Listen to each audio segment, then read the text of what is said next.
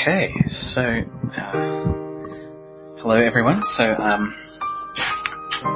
back again for another podcast. I think this is going to be episode 7 once I have the my last interview up, which was with Vladimir Berliak, who is a scholar. So it should be up by the time this episode is up. And we discussed all sorts of topics, but in particular we were looking at Tolkien and metafiction, which, I just think is such a fascinating sort of subtopic of Tolkien studies in general, and he has a lot of interesting things to say about it, so give that a listen once that's up. But today we're doing a sort of a reboot of sorts. I have a new co-host with me, and we're going to see, how this goes, and today we're going to talk about just the Lord of the Rings itself, the book, and just have a very general sort of discussion about that, and then in future episodes we might go into greater depth on more particular topics. So my co-host is Sridhar. So hello, Sridhar. How are you? Hi, I'm well. How about you? Yeah, really well. And I believe it must be like quite late there in America, and of course I am in Australia, so we're trying this in our two very different time zones. Here it's lunchtime, so I just had a sandwich. Nice. And I've got a coffee, so just getting into the day, still kind of waking up. Terrible sleeper. So how's it going there? Is it snowy and cold and?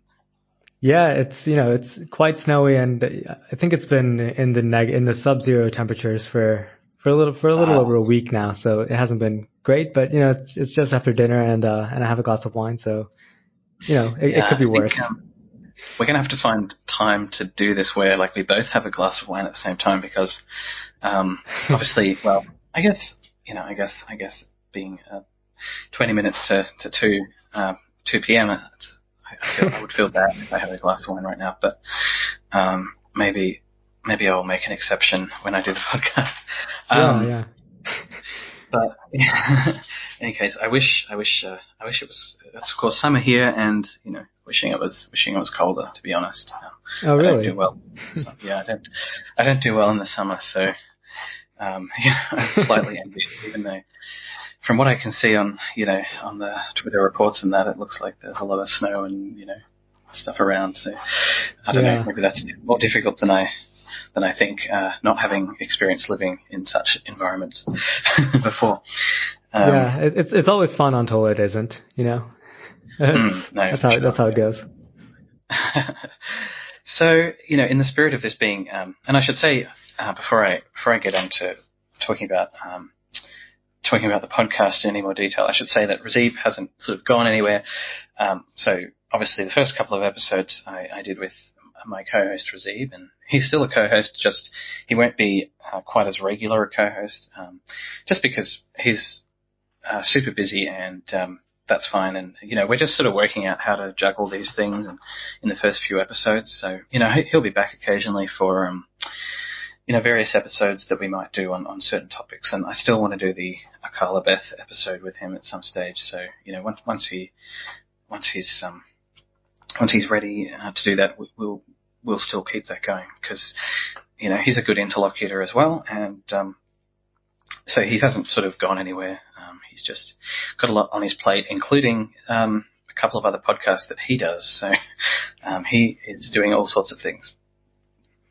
But he's definitely still in the picture.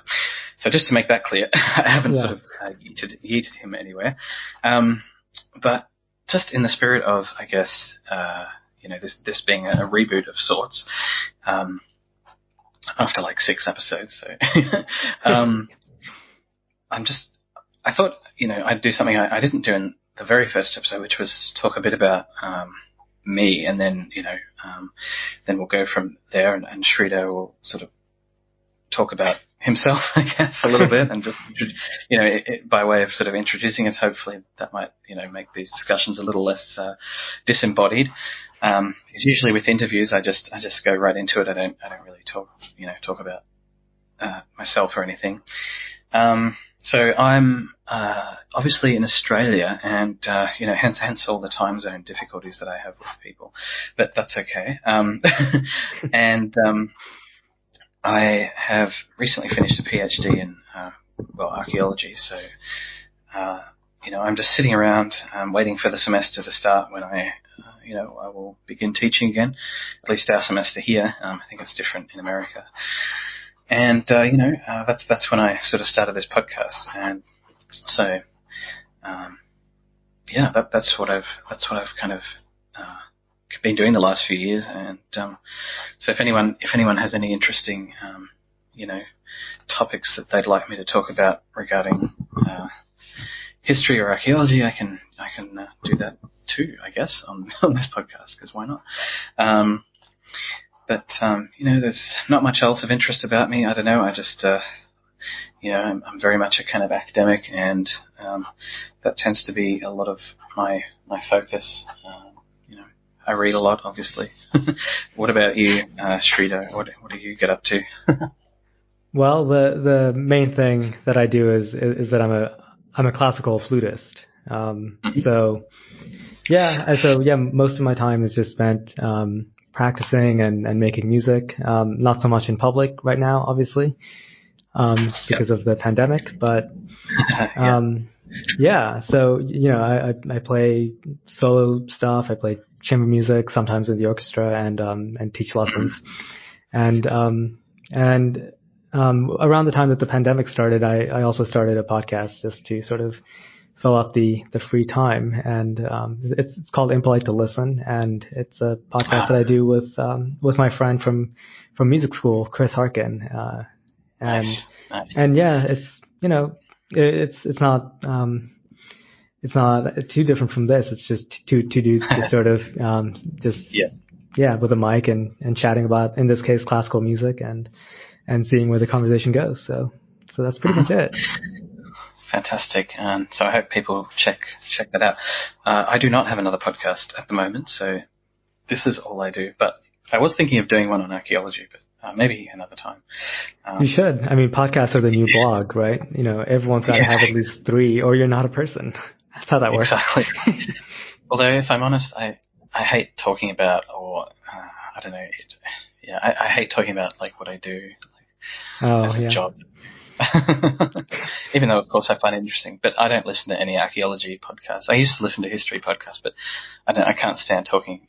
Of course, I read lots of books, but I don't know. I just can't stand listening to people talk about it for some reason. I don't know why. It's just a weird thing that I have. But I'm sure you. I mean, yeah. Do you listen to other music podcasts and stuff? I'm sure there's a lot of those. I don't know. I think there are a fair amount, but actually I don't. I mean, one of the principal reasons that we started Impolite to Listen was because I really cannot stand most other, if not all other music podcasts. So I decided to start one, but I guess I didn't realize the sort of irony there, which is that I don't know why I would expect anyone else to stand mine. Well, I think I'm operating on the same, subroutine. I sort of thought that it's not that I don't like the Tolkien podcast, but I feel like they're all the same. They all go through the books chapter by chapter, and I sort of found that very kind of boring, to be honest. After you listen to the 10th podcast that's doing exactly the same thing, it's like, okay, what new insight does this person have? Well, not many really, to be honest. So I wanted this podcast, as I've said before, to be interview podcast with interesting scholars, but also a discussion podcast with a focus on, themes or particular, a particular paper that's been written by an interesting scholar or something like that. And that's really what I wanted to do. And, but at the same time, I don't know if anyone's really going to be interested in that. So hopefully some people will be, but, we will see, I guess. And I know so far there's been a small cadre of listeners who've sort of started listening, so it's been nice. But hopefully as the Amazon show comes out, interest will expand, I guess, to an extent. Yeah. We'll see where we go with it, but it's an experiment. But I enjoy it because I think that of all the Tolkien podcasts out there, there isn't one that's quite geared towards sort of what I want to do. So I had to make it myself, I guess, which sounds all very very kind of slightly narcissistic and self-absorbed, but whatever. We'll see how it goes. No, I think that's the way to do it. If you want something to be done right, you have to do it yourself, and that includes podcasts. So. Yeah. And look, I've tried blogging in the past, but I can't do that. I don't know. I can write academic papers, but blogs I find tedious. So I'd rather just talk to someone and discuss what I'm interested in. Yeah. To write. The great thing about podcasts is that you always have a co-host to bail you out. So. Well, that's right. Yeah. Exactly what you say. Everyone's on Substack nowadays, so maybe I'll get one too if this becomes popular. But yeah. But do you have one of those? I don't know. Everyone seems to have one. I do have one, but it's I feel bad telling people about it because it's so irregularly contributed to. It's really I find Substack a great place to just blog, but I realize that people actually use it as a newsletter, which I do not, which sounds crazy, I know, but. Oh, that's all right. Yeah. No, I'm sure your blog posts are excellent. Yeah. But, I think I'll avoid it for now. But who knows? By the way, Razib also has a Substack. In fact, that's been taking up so much of his time, at least according to what he's been saying. But for those interested, I think he has one, and it's pretty popular. I think so. In fact, I should be appearing there soon. I did an interview with him a while back. So not on Tolkien, but on the advent of Christianity at the end of the Roman Empire. So I talk a bit about that. So hopefully that interview will pop up soon on his Substack. Just a bit of extra content for our historically inclined listeners, if there are any out there. I occasionally do talk about other things. So I guess we'll get into a few things that we want to talk about. Well, first of all, I should ask, what's the wine that you're drinking? Wine is another interest of mine. I don't really write blog or otherwise talk about it anywhere, but it is a sort of a secondary interest. Oh, really? We should start a wine podcast. Yeah. Yep. Unfortunately, right now I'm drinking nothing very special. It's just it's a Cabernet Sauvignon from the sort of in-house Trader Joe's brand. I'm not sure if you know what Trader Joe's is. Is it like a I don't know what. You probably don't know any equivalents here, but it's like a Walmart sort of a thing.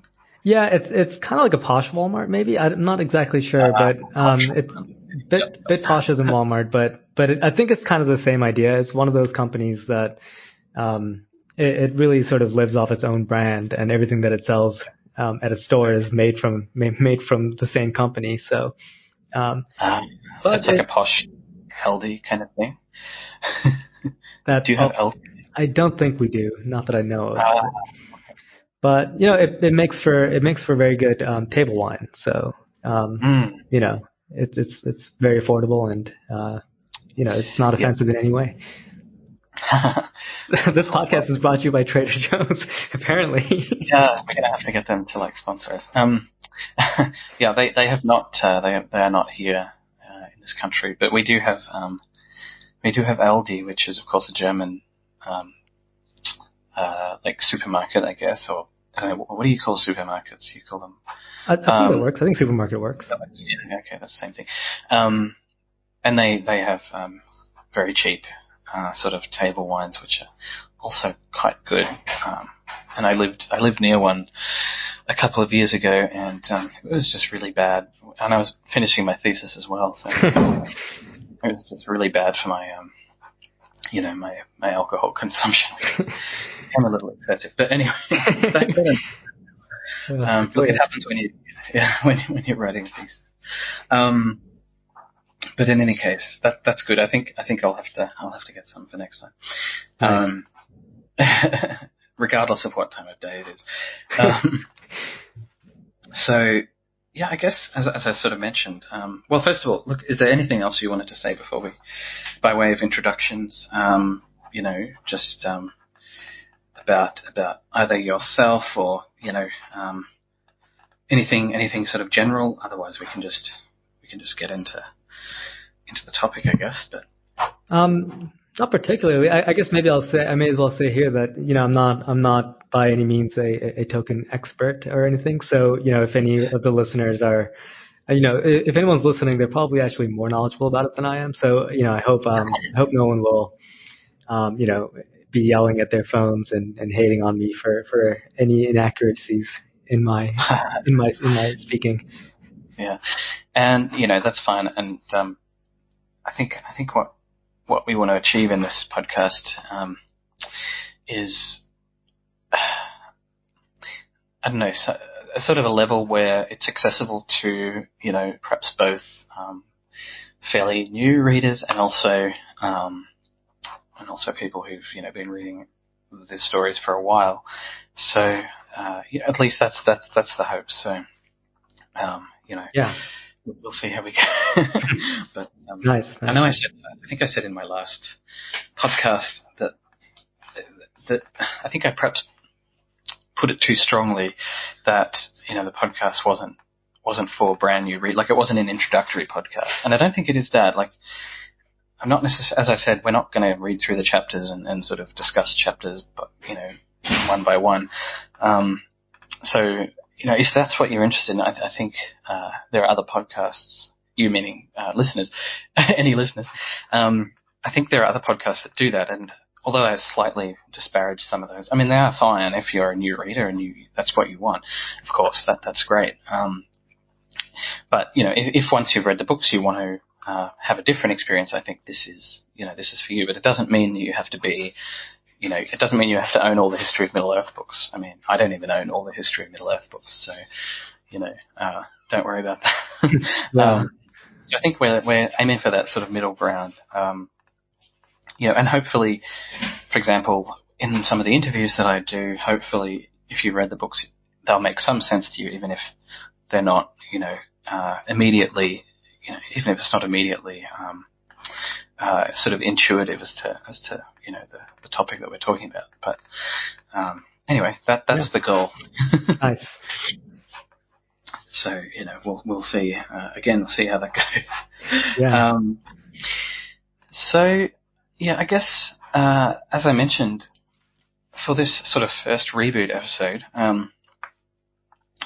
we just wanted to discuss The Lord of the Rings, which is, of course, the best known and most widely read work of Tolkien's fiction. We haven't really discussed that yet on the podcast in a few episodes, at least not directly. I mean, it's obviously been mentioned in the context of some interviews and things. But, we want to talk about the general question, the very broad question of, what sort of book it really is, and what does it say to us now in the 21st century? Does it say anything? And that is really our topic for today. So I think this will be going forward the general format, as I mentioned, of these podcasts. We'll have a topic, we'll have some questions and things that we might want to think about. And sometimes it'll be a bit more specific than this, but I think to start off with, this is a good place to go. So yeah, for sure. Yeah, and I'm rereading it at the moment, which is kind of pathetic, but also something that I do like once every year or 2 years or 3 years or something like that. So I've been enjoying that, and of course, but it is very familiar to me though. So I don't know, as someone to whom it is perhaps a bit less familiar, I don't know, where would you start in answering that question, do you think? The question of just what sort of a book is Lord of the Rings? Yeah, I guess so. Yeah. What does it say to us? What sort of a book is it? Yeah. I find that it's a difficult question to answer competently, I think. But it's tough because I think that there's so much of what the Lord of the Rings is and sort of was intended to be, that its effect on the world has been different than that. So, to sort of shy away from from saying it's like a sort of fantasy epic, which, I kind of, that leaves a bad taste in my mouth to call it that. Same, yeah.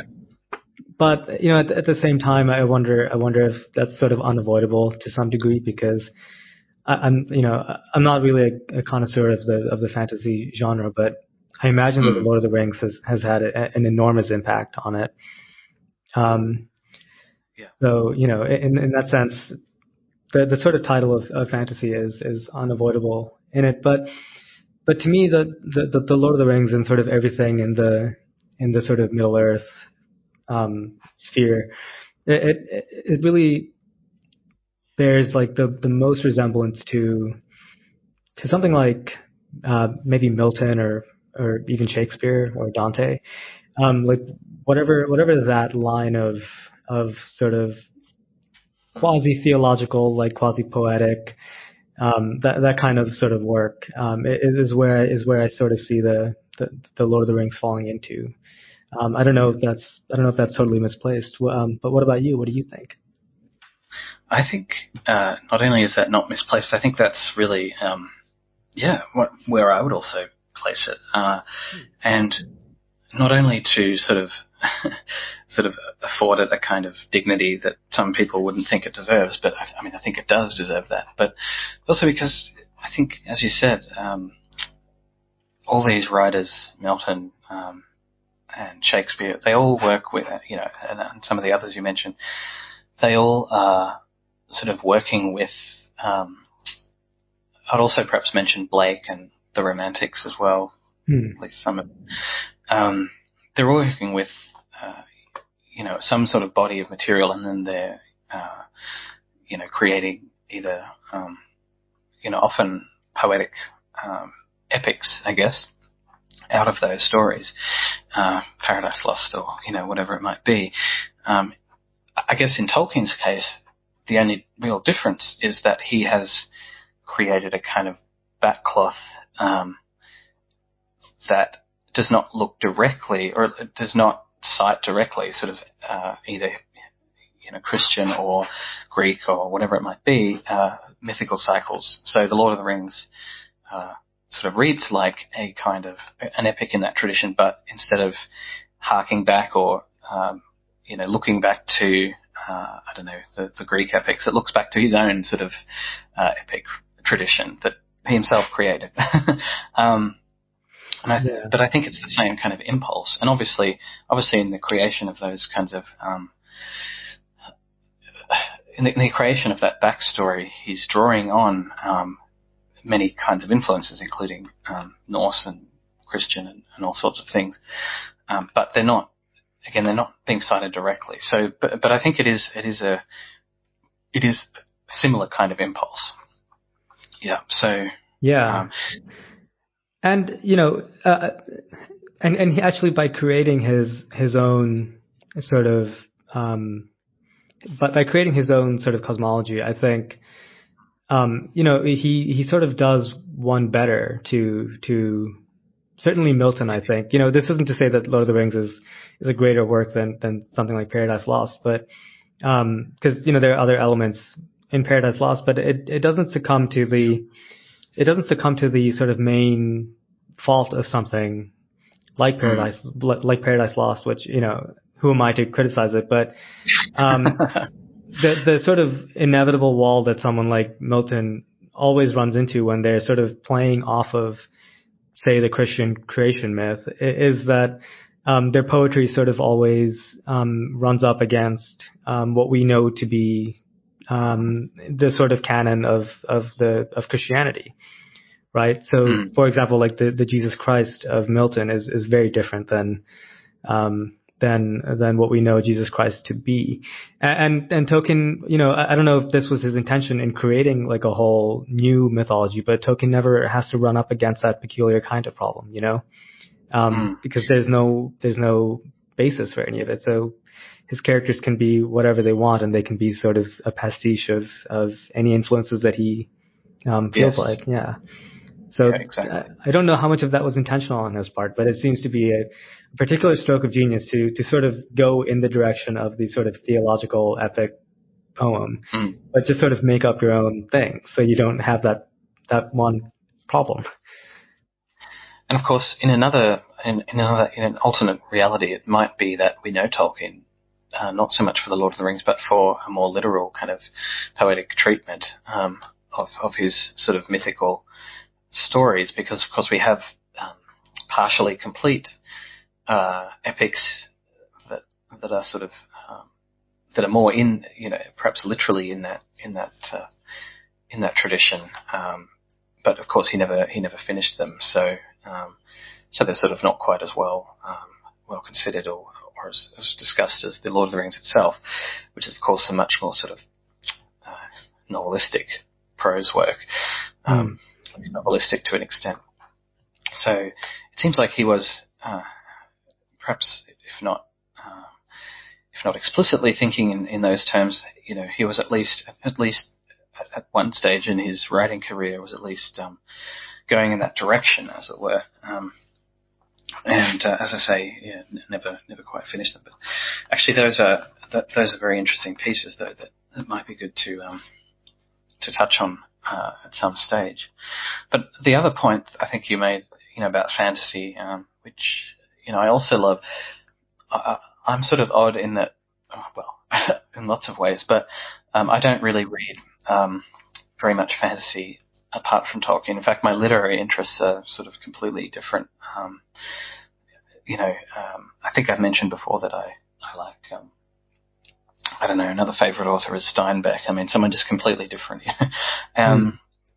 So I don't know, I've really tried to, I read the Game of Thrones books, and I've tried to get into a few other fantasy epics, but I don't know, there's something about the quality of the writing or something that just leaves me very cold. I like Ursula Le Guin. There's a book called Blood in the Mist. That's a beautiful, short, comparatively short, early 20th century fantasy work written by a sort of marginal modernist. Actually, it's quite similar in many ways to Tolkien's work, even though there's no direct sort of connection, as far as we can tell, between them. There's obviously something in the air at the time, as it were. But so I think even though it is the progenitor of the fantasy genre, it's questionable as to whether it actually belongs in the genre in a proper sense.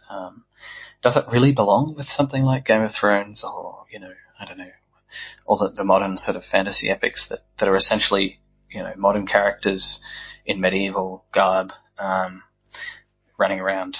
I don't know. I would question that, but again, I don't read much of it, so. Yeah. I don't find that odd at all. I mean, and maybe it's just because I'm the same way, but to me, I really don't think Tolkien has much in common with something like Game of Thrones. So it's the case with me too that I have not the slightest bit of interest in other fantasy stuff, but I am interested in Tolkien.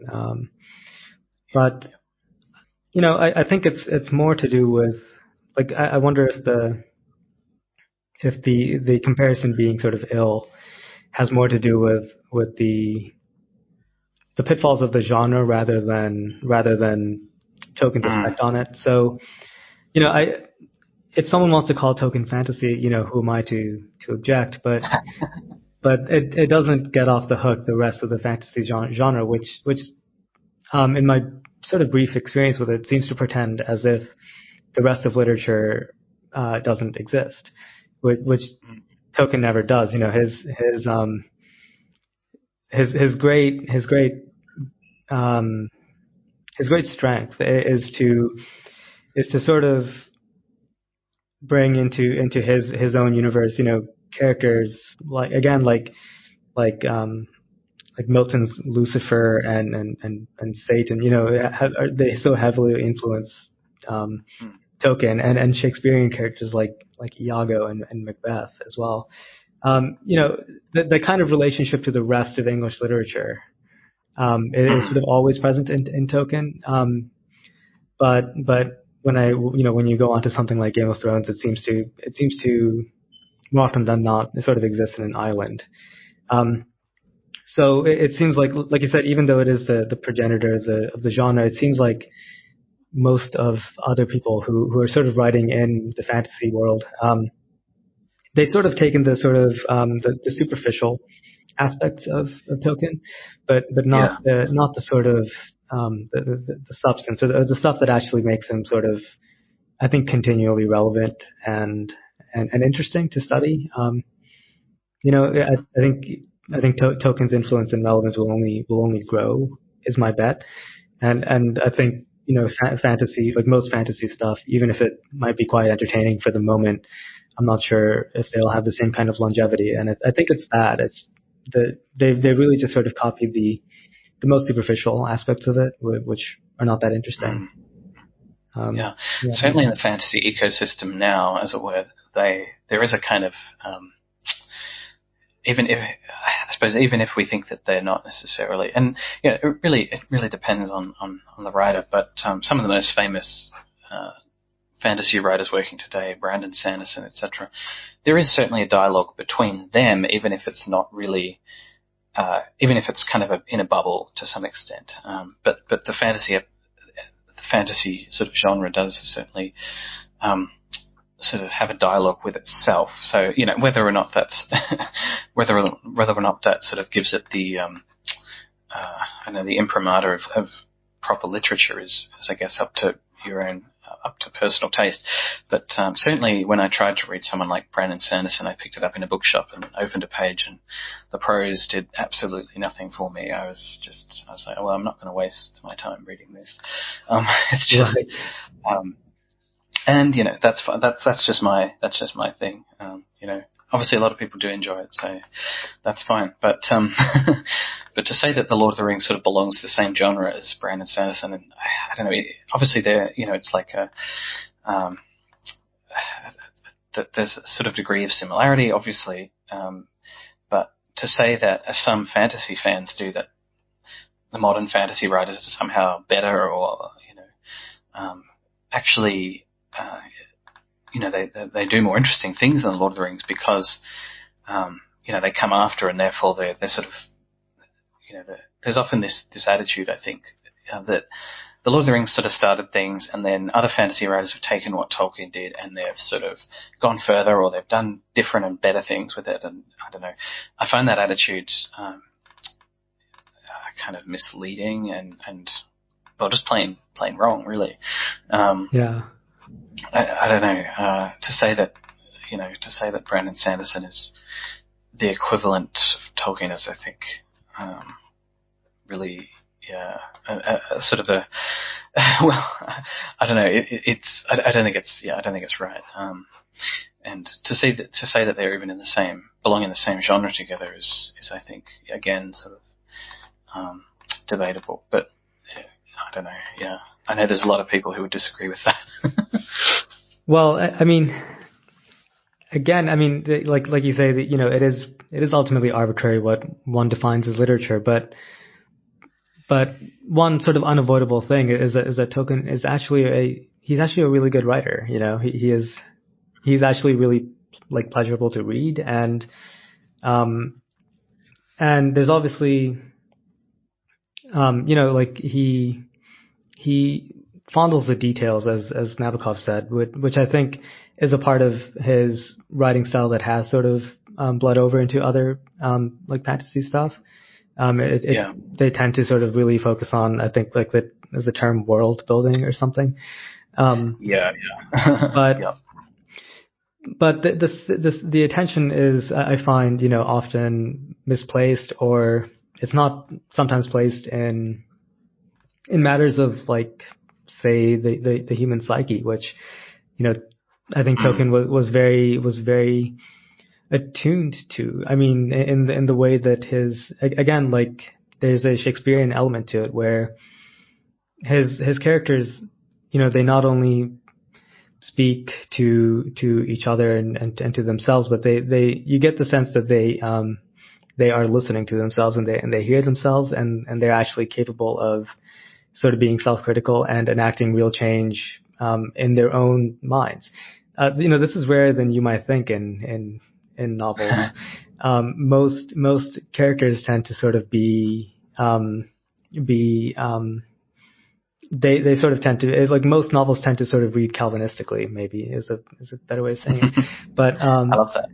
Yeah. But it's a mark of a good writer. So I think it does just come down to that maybe at the end of the day. Again, it's totally arbitrary, but if he's fantasy, fine. But he's also a really good writer, and in my experience, most other people in the genre are not for some reason or another. But yeah. That's very critical of the genre, but yeah, no, I think that's I feel like I don't know. I feel like fantasy fans sometimes warrant criticism of this sort, because I think they, as I said, they do sometimes, whether they mean to or not, they sort of denigrate Tolkien as a kind of primitive figure in the genre, and then their favorite authors writing today are the sort of that's the real avant-garde, that's the cutting edge. And I just think, well, have you read the books that you like? I mean, they're just dross. But anyway, I'm getting I'm very judgmental. But yeah, that's fair. I wonder how much of that has to do with people having a relationship with the Lord of the Rings that begins and ends with the movies. Yeah, possibly. I don't know exactly, but certainly, I mean, people will often say, if you say to someone, I don't like the movies, I don't think they did Tolkien justice, they'll often say, well, you still have the books. But as a rejoinder to that, I might say, I would say that yes, the books are there, but the movies are still influential in the public sort of imagination of his fiction. And I think, look, it could have been a lot worse. And I think the films are, as adaptations, completed sort of at the start of this century, and by a comparatively inexperienced filmmaker at the time, I think they do fairly well, and they're actually it's amazing that they're actually as good as they are. But certainly they do lose some of the depth of the book. But it'll be interesting to compare them to, for example, the upcoming Dune adaptation, because they're being produced by a much more competent director, at least at the point that Jackson and Villeneuve are comparatively, when they're doing their two sort of big adaptation projects. But not that I want to get sidetracked into that, but yeah, I think the Lord of the Rings would benefit from a sort of more mature sort of TV adaptation or something. But sure, if by the Lord of the Rings movies could have been a lot worse, you mean they could have been the Hobbit movies, then you're absolutely spot on. But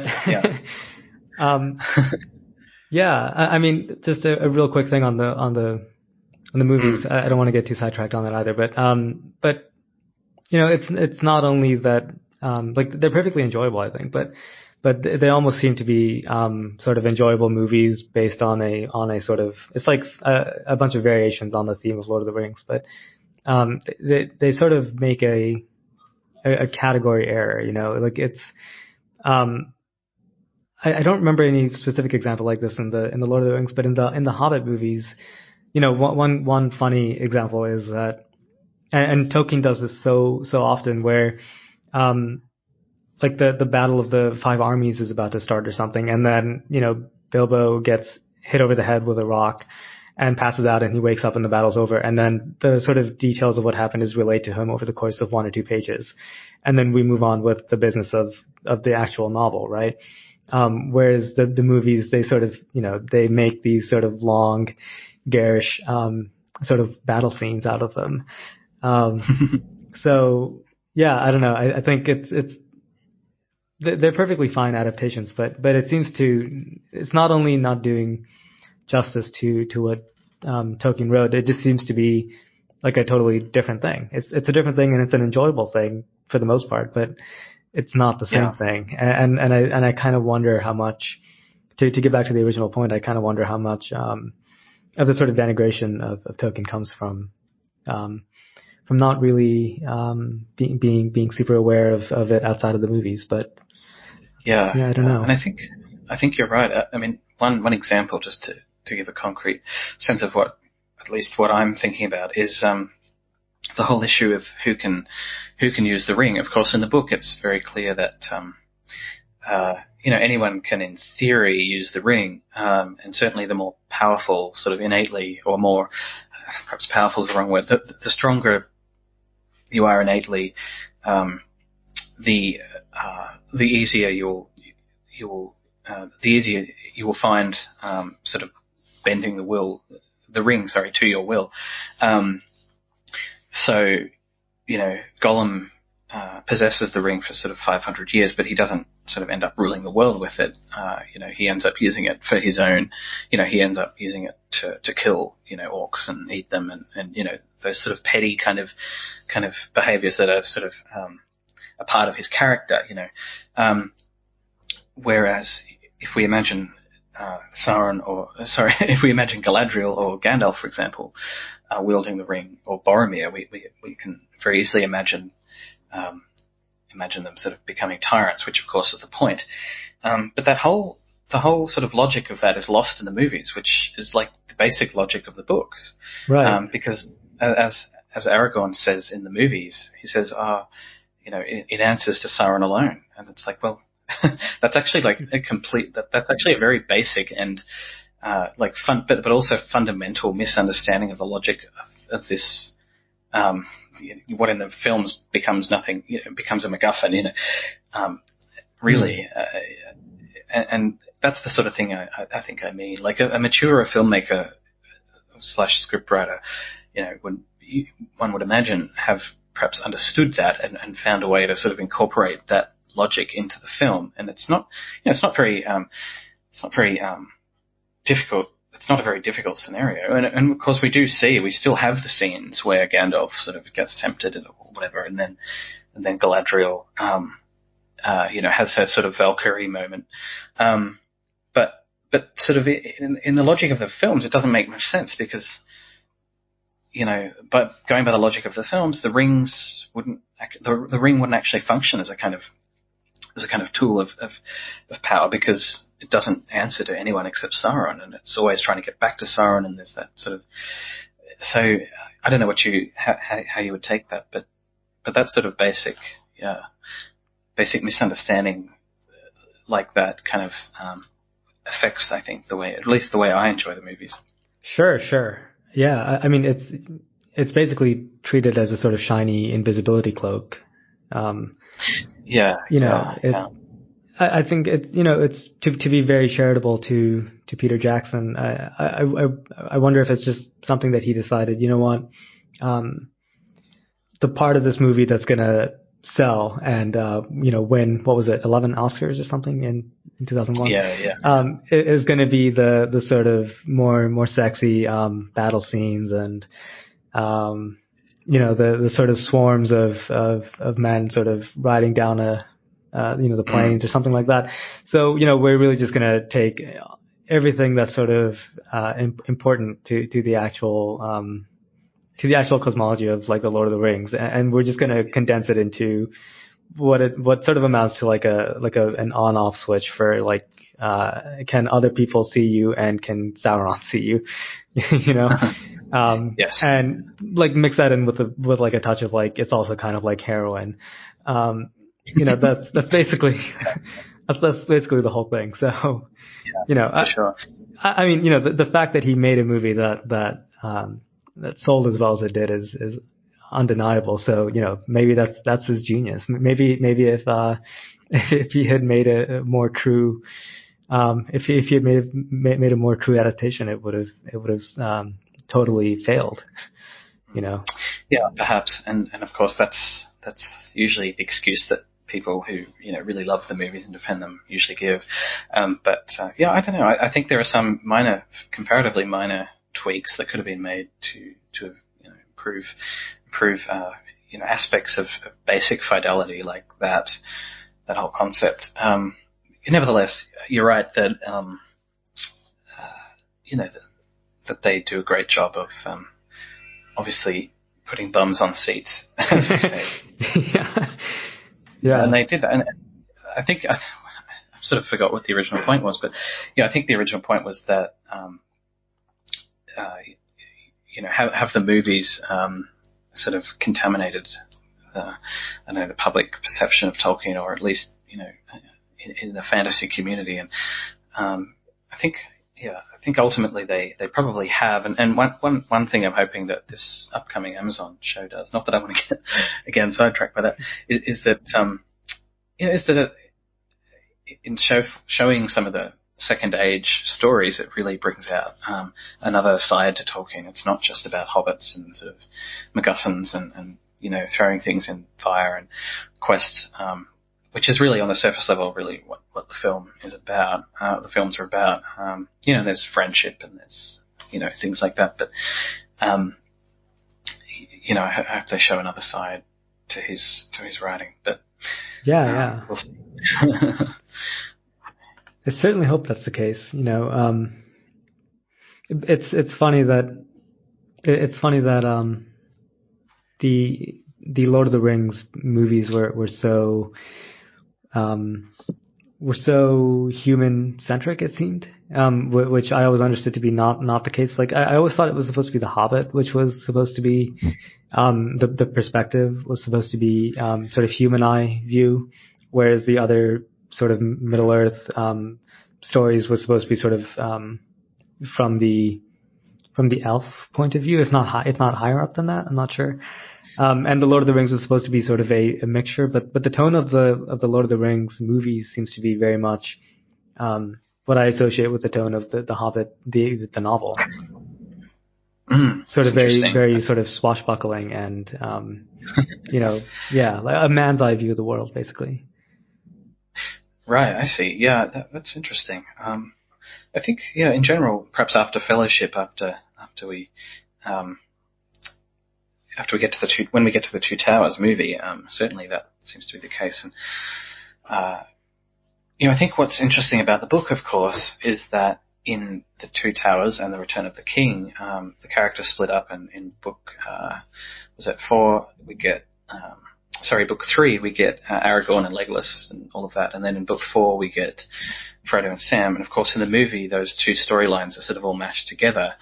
And I think, as you've mentioned, so much energy is given, so much time is given to the Battle of Helm's Deep, which, yes, it's a great cinematic set piece, but so much is given to that sort of the smaller story of Frodo and Sam is at least in the movie, is I think less memorable, and you go away from that movie having the impression that what is important about the film is this battle sequence, and certainly it is, of course, in the book. But then you read the next section, and you have to with Frodo and Sam the whole time. So whether or not they could have organized the film that way is, of course, up for debate, but certainly it leaves a different impression on the viewer than the book does on the reader, I think. Yeah, for sure. And in general, I'm not one to be a stickler for sort of the details of adaptation. I understand that film and novel are sort of different mediums, sure. So some changes have to be made, but I'm much less sort of willing to be forgiving when there seems to be a sort of misunderstanding of the whole point.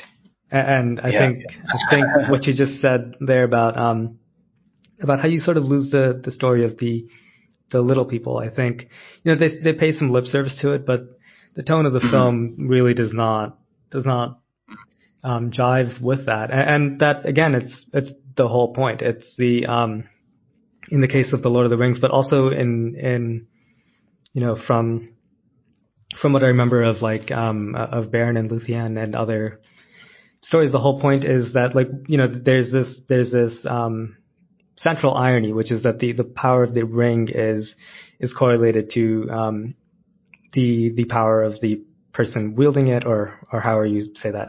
Did I say that correctly? Sure. But the power of the sort of little person to enact sort of major world change is also that is like an inverse correlation there. The person who seems not central to the story being the person who ends up affecting the most change.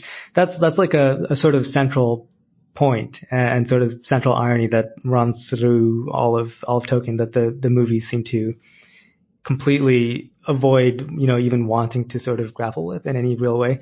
So, I'm much less forgiving of sort of fundamental problems like that. I don't know if you have anything to sort of say about that.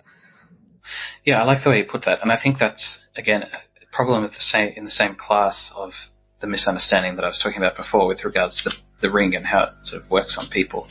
The point is that it will respond to other characters, not only Sauron. So there's another sort of fundamental, and to chalk it up too well, they had to make it even simpler for the movie audiences. I think is a cop out. I think it's a fairly simple piece of logic that, or a simple piece of storytelling that could have been communicated, and indeed sort of was. Of course, when Gandalf is tempted at the beginning of the movie, you sort of intuitively understand that, and then Aragorn comes along and says, only Sauron can wield the ring. Well, what? This is silly. That's the opposite. That's not the point at all. The point is that any of these characters could wield the ring. That's why it's dangerous. And in fact, he will say that in the same breath as he rejects Frodo's offer to sort of take the ring on. For the same reason, not the exact same reason, but for similar reasons as Gandalf. Yeah. So I think anyway, I think that to answer your sort of initial sort of query, I think the films have been good in the sense that they obviously expand the readership a lot, but also perhaps misdirect people who perhaps are less familiar with the books and don't read it every 2 or 3 years like I do. Which maybe it's as I said, maybe slightly pathetic, but it's good. I enjoyed it anyway. Yeah, that's all that matters. So yeah. So in terms of the fantasy genre, I think the movies do give one sort of impression, and a careful reading of the books give a different sort of impression. But of course, most people don't do that, which is fine. I mean, I get that, whatever. But there is something lost there as well as something gained, perhaps as well. So it's a mixed bag. Yeah. Well, so to sort of move it into another topic that you mentioned, one thing that the movies do really emphasize is that the Lord of the Rings is about good and evil. So yes. So what do you make of that? Yeah. So okay. Yeah. This is another big topic, of course. Which no doubt we'll come back to at another time. But these notions of the moral polarity of the books is, of course, often talked about. You have a good side and a bad, and I think, of course, that's correct in a sort of a general sense. Of course, you have a side that is sort of unambiguously malicious, and another side that is, I don't want to say sort of unambiguously good in all respects, but that is at least, that the very least does not, have it against the whole world, and that wants to destroy the whole world. So I think if you're sort of left, as it were, left of world destruction, we can call you sort of in general, you're you're good, or at least better than that, if that makes sense. So, I think a careful reading of the book reveals that, not all of the good characters are sort of perfectly virtuous. I think that's a misunderstanding. Although, as one of my interviewees recently commented, Dennis Wives, who's written a lot about sort of Tolkien and sort of virtue theory, it is the case that some characters like Aragorn and Faramir are sort of embodiments of sort of classical virtues. So I think that is true, and I think perhaps that misleads people to an extent to think to sort of imagine that all the characters are given that same treatment. I don't think that's really the case, but certainly a couple of them, Aragorn and Faramir in particular, are given that sort of sage-like, they're sort of sage-like in their virtue, in the Stoic sense of the sage. So I think there's obviously sort of questions of moral goodness are important in the Lord of the Rings, and I think that's something that Tolkien is cognizant of and sort of imbues into his work, whether it's comes directly out of his faith or whatever, you can sort of discuss. But I don't know. I suppose that's what I would say about it. Except that I don't think it's as central a thematic concern or quality as some people seem to think it is. I don't know. What do you think about that question? Yeah, I certainly don't think it's central in the Lord of the Rings, the novels or in any of the other stuff. Like the most salient theme to me seems more to me like the fall of man, or the fall of the elves, or whatever. A sort of like a biblical fall. It seems to be the main thing, which sort of concerns good and evil, but it doesn't really sort of cast aspersions in the same way. But it's interesting to me that, like you say, it is true. I hadn't ever thought about this, but it is true that Aragorn and Faramir really are they really are purely good characters. I'm not an expert, but I can't think of really, they're fairly unimpeachable, as it were. But what I find really interesting is that again, I'm not an expert, so please correct me if I'm wrong, but pure evil doesn't really exist, does it? I mean, like even in Sauron or in Melkor, it seems to be an evil that's born of a desire to either learn more or sort of enact something in the world that is maybe initially seen as something positive, and sort of it gets perverted into something that is evil. It just seems to be a much more nuanced concept of evil than what is sort of generally portrayed. Absolutely, and I think I know Razib is my other co-host. He's sort of said this before, like, Sauron is just this sort of I think, quite frankly, I think he is he's somewhat infected by the films a little bit. Sorry, Razib, but certainly in the movies, Sauron is depicted as this sort of this, as you say, unimpeachably evil character, sort of the opposite of Aragorn. But and in the movies, certainly there is really very little sense of the backstory, and even the books, it takes quite a while before in the story we get some sense of what is going on with Sauron. And of course, we never in the Lord of the Rings, the novel itself, we never get a full description of, or at least how do I say it? In the narrative itself of the Lord of the Rings, we never get a full description, perhaps, of what Sauron's motives are. As people seem to expect all the time nowadays, like the villain has to have some sort of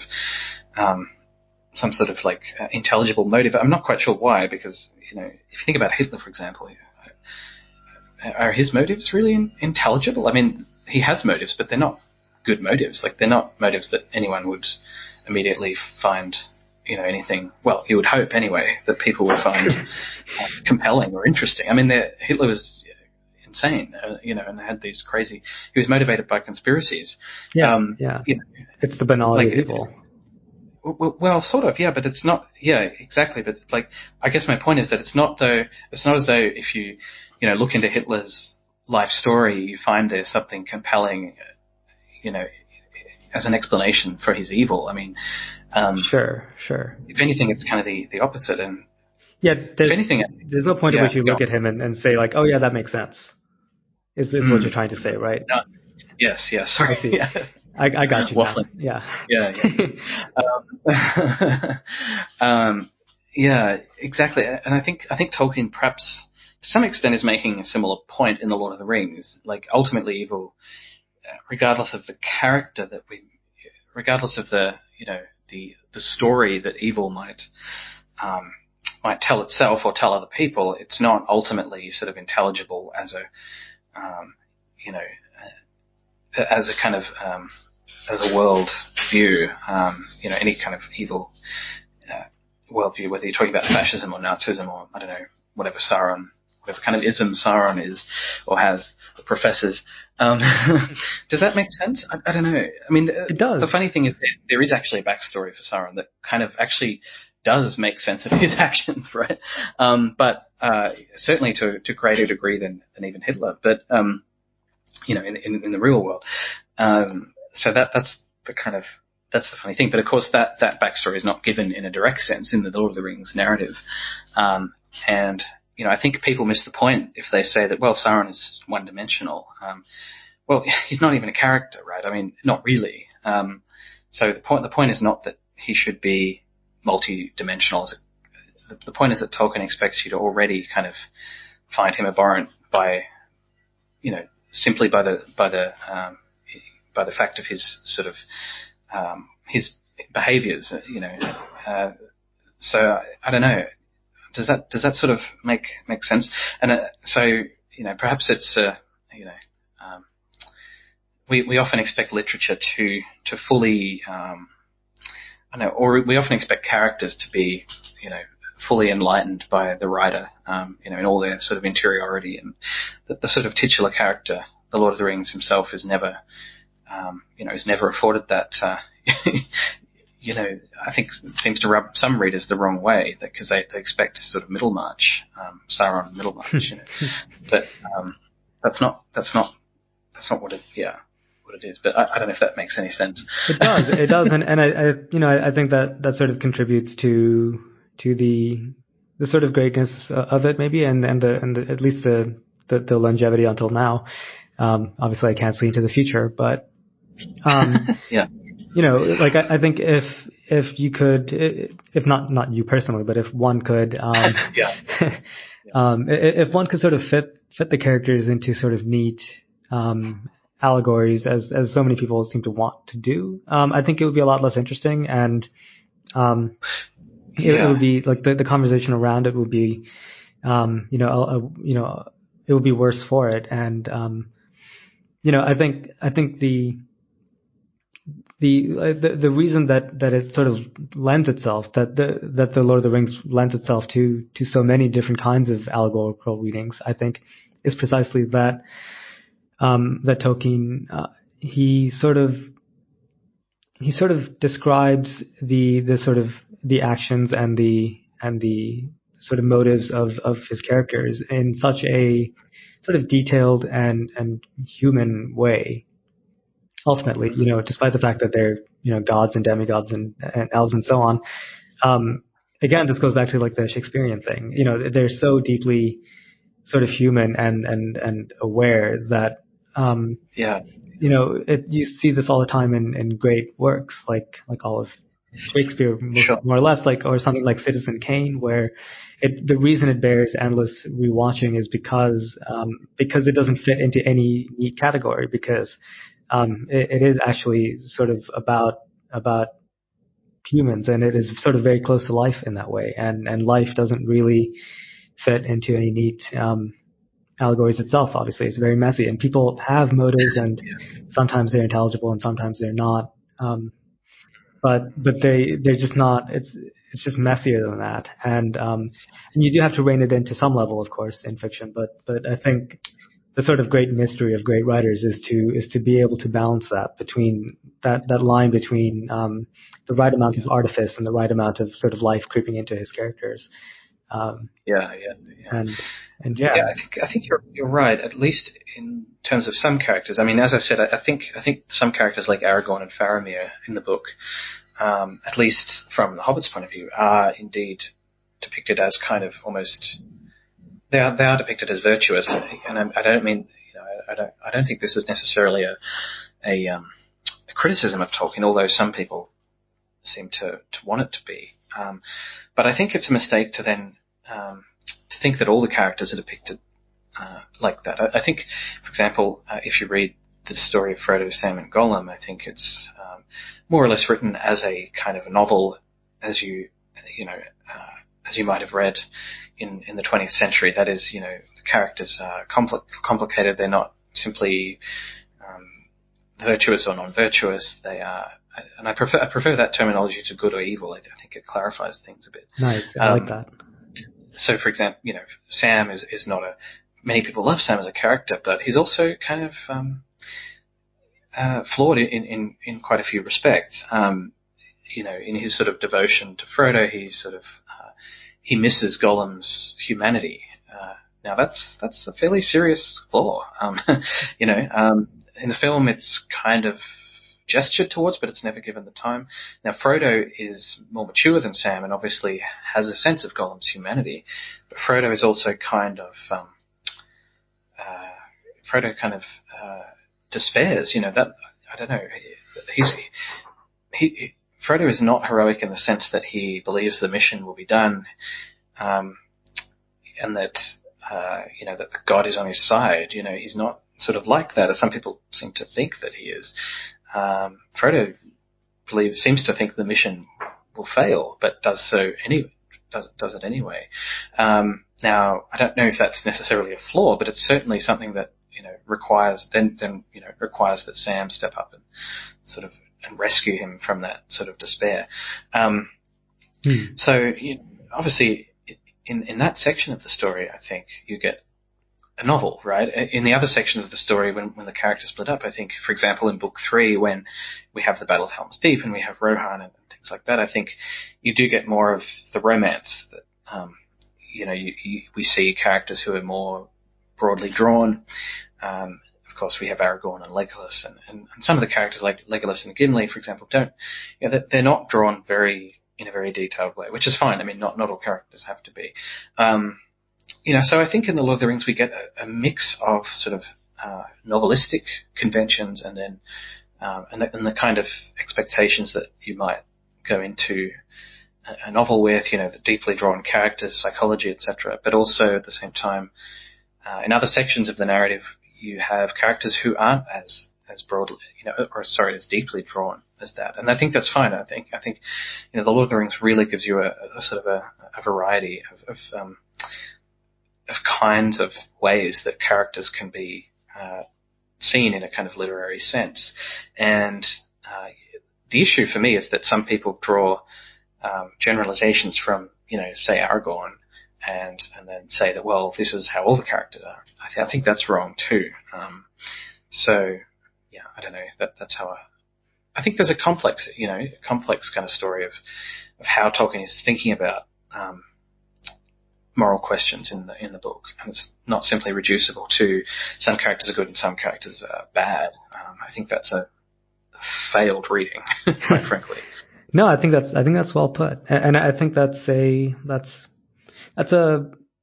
sort of microcosm in the Lord of the Rings for the rest of the sort of Middle Earth writings. I'm not actually sure. I'm not actually sure. Just a quick side note: did Tolkien write anything outside of his Middle Earth stuff?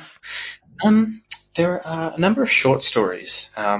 There's a couple of categories. So there's a number of what you might call fairy stories, which are kind of short stories set in a kind of fairy world that are not directly tied to Middle Earth. and perhaps we can discuss those at some stage.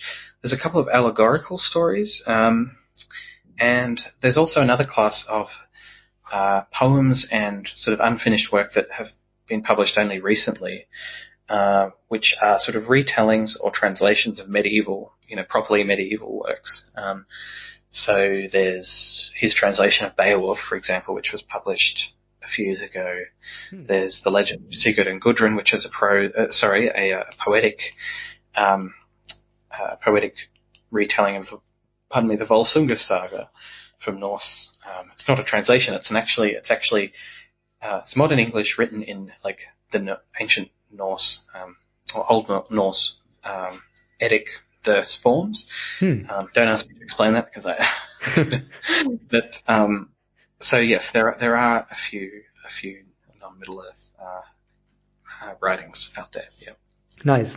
Yeah. Well, I was just saying that I think that's what you said as the Lord of the Rings in terms of having a sort of bunch of different styles sort of contained within it is true of Tolkien generally. So it really doesn't bear any sort of generalizations. I can't say that word right now. But too much wine. Yeah. Yeah.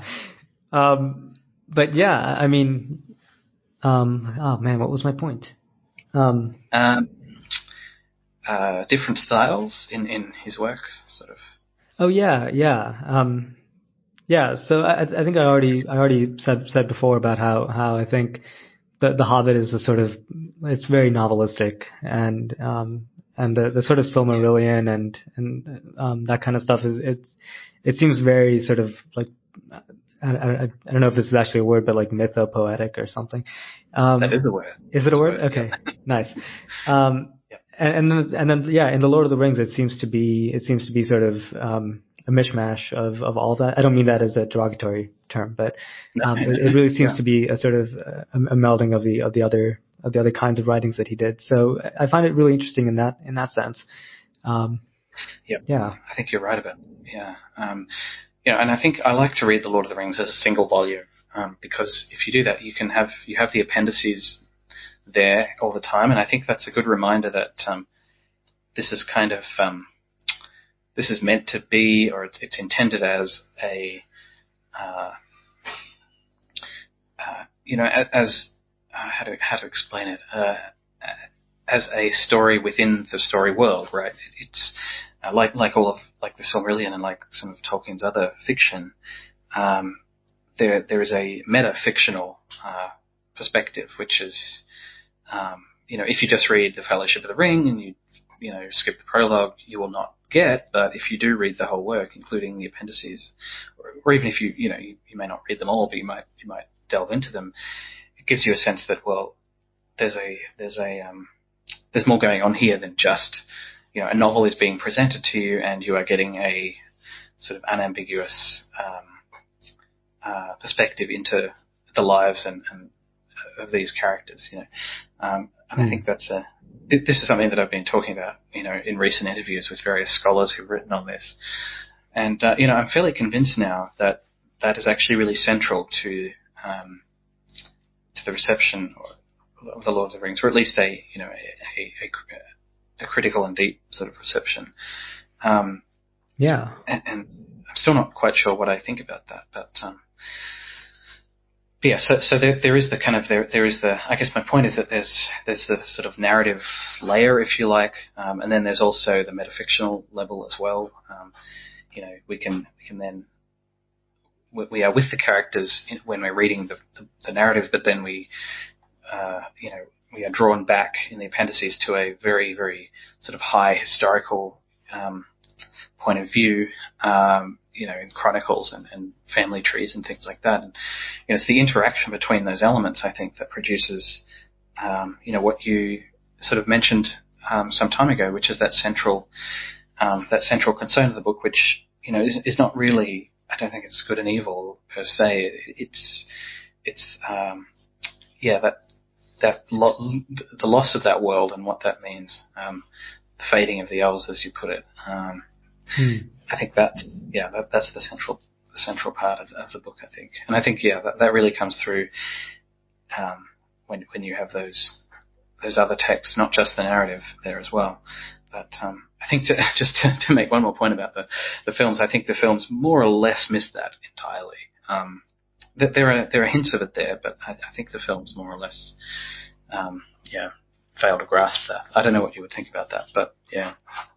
I mean, I think that's pretty true. I mean, they really don't even sort of, they don't even seem to want to sort of grapple with the sort of complexity that Tolkien's sort of entire, like the whole metafiction of Tolkien wants to sort of deal with. It almost seems like Peter Jackson just sort of put that aside and said, like, this is not going to be within the purview of these films. So I'm not sure if I'm making sense on that, but it doesn't even seem like there's a failed attempt at that. It seems like there was no attempt at sort of conveying that sort of complexity. Yeah. No, my Vladimir Burliak, scholar who I've just interviewed, he pointed out that there's very little in the movies that gestures towards that. There's a couple of scenes where the characters are writing the Red Book or something, but we're really presented this world as though it just exists unambiguously. And I guess most people probably do read the book like that. But I think if you then want to read any of the other books by Tolkien, the Silmarillion or whatever, you have to actually think about the metafictional perspective, because, for example, the Silmarillion is presented to you as a kind of, as a collection of stories from a very remote past. I think I'm just trying to find what Christopher Tolkien says about it. It's he says a complete consistency in the Silmarillion is not to be looked for and could only be achieved by heavy and needless cost. He says, my father came to conceive of the Silmarillion as a compilation, a compendious narrative made long afterwards from sources of great diversity that had survived in age-long tradition. So I think that goes for the Lord of the Rings as well, and I think that so we get that sort of immediate perspective in the narrative, but also then we're taken back, by that sense of distance between the events that are being described and the sort of the retelling of the events that we're experiencing. So I don't know, that for me at least is the central point of the book, really. Yeah. That's an interesting quote from Christopher Tolkien. And it almost seems to sort of parallel, like another sort of central theme of all of his sort of Middle Earth writing seems to be the sort of role of creation, or of like creation as a sort of artificial act, the sort of power of making something and the sort of cost of preserving it. And there's something that I can't really, I would need to sort of study more to be able to put it succinctly, but there seems to be some sort of some funny parallel there between the sort of ultimate chaos that the sort of Lord of the Rings metafiction always sort of has to run into, because it is so huge, and no sort of internal consistency could really ever be gotten, and with that sort of as relating to the problem that the elves have of sort of trying to preserve their world. Yeah. Right. Yeah. I think that's the core thematic piece. Yeah. It's that issue of creation and preservation, and then loss. I think that's the core theme of the book. And as scholars have pointed out, like Michael Drout, who's a great sort of writer on Tolkien, that creates this sense of nostalgia, and his idea anyway is that it's for that reason that so many critics at least maybe not so much anymore, but when it first came out, disliked the book. It's because it actually sort of its dominant emotion is nostalgia, and that his argument is that for many critics in the sort of central 20th century, as it were, that was kind of anathema.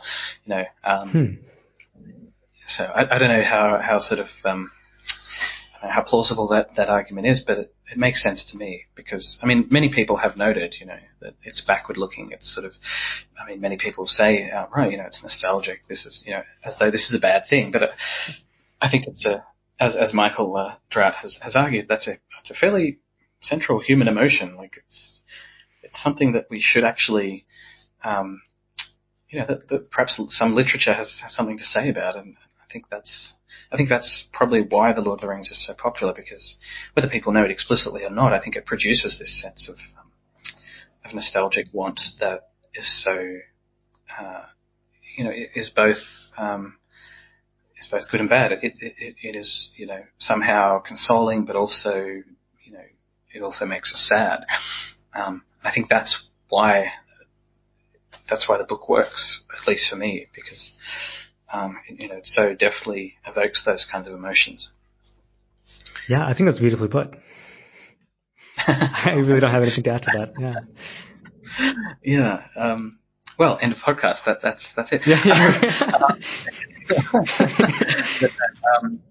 Yeah. So, but having said that, I think again, just to bash the films just a little bit more. Sure. And I promise this podcast will not be a film bashing podcast. For any listeners. And I like watching the films. I don't hate the films.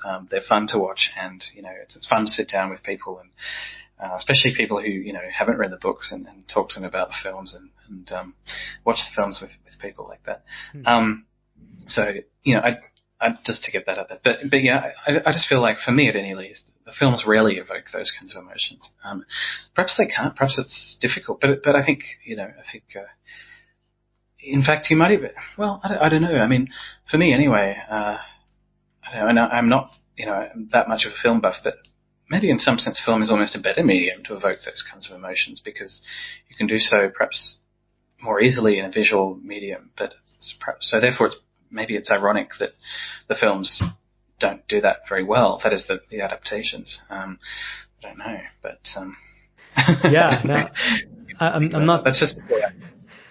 I'm not sure whether film is better than literature to evoke nostalgia, but it very well could be. But you're right in that is a huge failure of the films. And if I may get my own sort of last bit of film bashing out of the way. Yeah, sure. Yeah. I think the fact that like the Lord of the Rings movies are not. I don't think they're horrible. Like you said, they're enjoyable enough to watch every now and then. But I think the fact that the Hobbit movies are so bad, they went above and beyond, and they sort of doubled down on, I think, the worst aspects of the Lord of the Rings movies. Yeah. And they doubled and tripled down on that, and made it sort of unbearable to watch. And I think we can laugh about it, but I think it sort of to me it reveals that Peter Jackson is maybe not a sort of very detailed, close reader of Tolkien. It seems to me that like now it almost seems like he made 3 films, and they're not horrible, but they really seem to miss the point. And then he seemed to think that the parts of those films that were good were exactly the wrong parts of them. And then he doubled down and made 3 more that were just even worse. So I think that goes to the point that we were making earlier, that not only are they they're sort of failures in some sense, but they weren't even like they were just completely missing the point. It wasn't even like a sort of good attempt failed. It was just doing something completely different. Yeah. Which, again, it got bumps in seats, like you said. So Yeah, well, I don't know. The less about the Hobbit films, said about the Hobbit films, the better. I mean, I was just one thing that rankles me the wrong way really is Tolkien scholars and fans who, especially at the time that they came out, really tried to defend them as sort of. I know there's this annoying strain in scholarship. At least it's annoying to me that says that, well, if something is an adaptation, then it sort of doesn't have to have anything to do with the original text. It's a separate piece of media, and therefore, what the creators do with it is sort of value neutral. I think this is a ridiculous point of view, and we should absolutely be able to judge adaptations on the basis of at least some, taking into account the differences that, or the changes that occur when, one media is adapted into another. One type of media is adapted to another type of media. Taking that into account, I think we should still be able to judge a piece of art on its fidelity to the original if it's an adaptation. If it's something different, then call it something different. I mean, it seems to be a really obvious point. But for some reason, scholars, especially media scholars and people, I don't know, like some literary people as well, they've really dropped the ball on that. I think, and they sort of say, well, the films are a different thing, and yes, they are, but they are, they are adapting a particular book, which has its own particular features and its own particular point of view. And I don't know, from my perspective, I don't see why you would want to do an adaptation or try to succeed in adapting a piece of fiction like The Hobbit or whatever if you were only going to completely change the story. It's different. Like something like fan fiction is different, where you might take a story and then write it from a different perspective or something like that. But that's not the same thing. That's not the same. That's not an adaptation, at least in the commercial sense. Where movies are adapted from books. The idea is not necessarily to completely. Completely change the story. I wouldn't have thought anyway. Perhaps I'm naive. But I don't know. No, I mean, of course you're right, and I agree with you. But yeah. but even if I were to grant that to the media scholars, they still have to get around the fact that at least in the case of the Hobbit movies, they're truly exceptionally horrible films. I don't even think it can't even be said of the Hobbit films that they got bums in seats. At least that could have been said of Lord of the Rings. There's some scenes in Lord of the Rings where they were really cinematic achievements, and whatever else it did sweep at the Oscars, et cetera, et cetera. I have not met a single person, at least, who had anything nice to say about the Hobbit movies. So they still have that problem to contend with. Yeah, I mean they certainly did make money. They weren't flops, but certainly their cultural impact was not. Particularly evident, I was said, and certainly I think they fail as artistic endeavours. Sure. There are certain elements that I like, but when I say I like, I think they weren't terrible. Let's say, like Martin Freeman as Bilbo was a good choice, I think, but a little too self-aware, a little too winking at the audience, kind of. A little too cynical, maybe. Bilbo's not cynical. I think Martin Freeman is a bit cynical. Yeah. But as an actor, at least that's the impression I get. In general, he was a good choice. I liked the Elven King. He was kind of cool. But I don't know. This notion that they needed to include Legolas, that I don't know. Just adapt the book. Yeah. Anyway, but yeah, no, I agree that they're terrible films. And really a blight in Jackson's otherwise, mostly okay filmography. I would have said, but Yeah. I mean, I think, like you said, the less we speak about the Hobbit movies, the better. We can just pretend like they don't exist. Yeah, for sure. But I guess the final, we've talked about adaptations. The final sort of thing I wanted to talk about, topic, is, again, I'm not good at segues yet, so I'm sorry about that. not the podcast yet. Hopefully I'll get better over time. But the final topic I wanted to think about, at least here, is I don't know how to introduce this delicately, but there are certain readings, and again, all of these topics hopefully we'll return to at some stage in greater depth, including the movies. It'd be fun to kind of do a sort of a round table with I don't know, perhaps people who've never seen them before or something. I don't know who that would be, because most people have seen them. But this notion of like how the book, again, to return to the Lord of the Rings book, is received now today, and something I've noticed, and I've mentioned this with some of my past interview guests. So there are nowadays, I think, there is a space for reception of Tolkien that perhaps was not there before, social media, or at least people couldn't share their ideas so widely. So, for example, there's a sort of a movement on Twitter of people who love Tolkien, obviously, but they kind of approach the book almost as the way I heard it described the other day was almost as a YA novel. So they'll really emphasize and perhaps exaggerate the extent to which Frodo and Sam have a relationship. Right? So that's one issue, for example. And I'm not saying, not for a moment, that I think this is wrong or bad. In fact, I kind of see some merit in this idea. I think there is interpretive space for these kinds of readings. And another issue is Tolkien's religion. This is a bit more of a scholarly debate, I think, that I see. A lot of Catholic writers and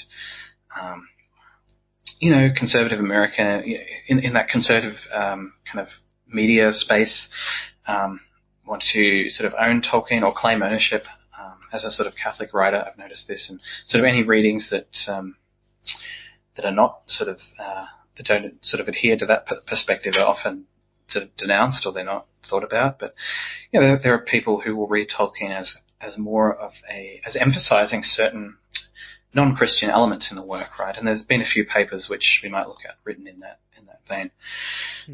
So I don't know if, I don't know if you have opinions about this. I mean, you don't have to have opinions about these questions, but since they're fairly sort of arcane in a sense. But I don't know. Do you think there's interpretive space, I guess, for these kinds of readings, or should we? Another way to put it might be: should we center the words of the author, or the perspectives of the author, to the exclusion of other ideas and other perspectives? Yeah, that's a huge question. And again, we don't have to exhaust the topic right now, but I just want to at least introduce it and start thinking about it. Yeah. I mean, it's obviously a very important topic when it comes to Tolkien, but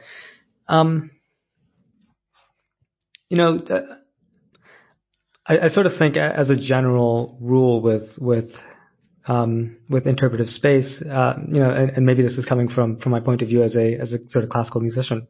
Excuse me.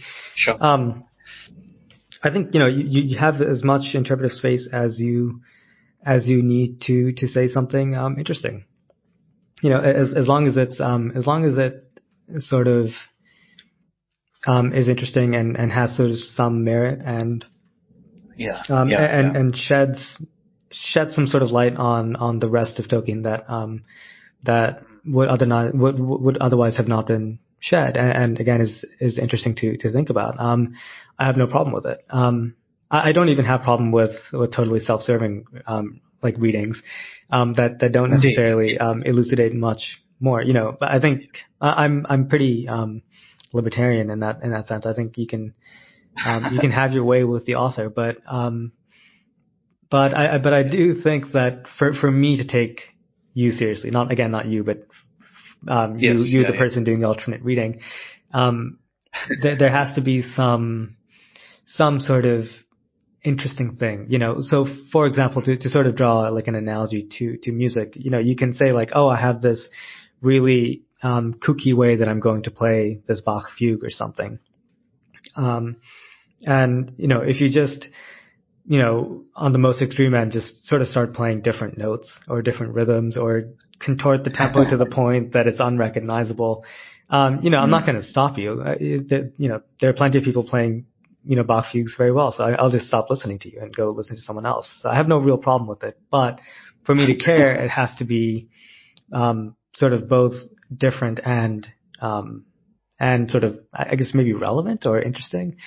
That's the sort of most broad approach that I have to do with interpretive space. With anything, with literature or with music. But what about you? I think you've said it really nicely there. I agree with that. I think, as I said, I think, I think as in any, if you want to suggest a serious critical reading, I think ultimately you do need to have some evidence for your ideas in the text. But that's not to say that you have to sort of approach literature like a science and sort of prove beyond sort of reasonable doubt, like a science or a court battle. I think, as you say, there are a variety of readings which might be more or less, as you put it, like self-serving, which might have more or less warrant in the text, and might be, more or less illuminating in other, for other works by that particular author. But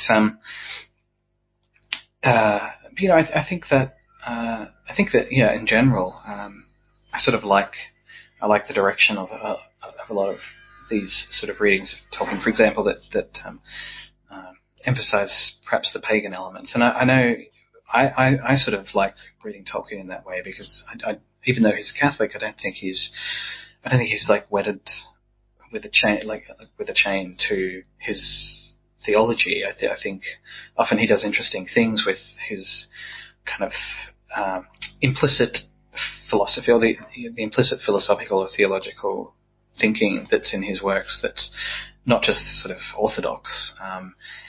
And people often deny that, but I think that's I think that misreads, or at least underreads, his his creativity.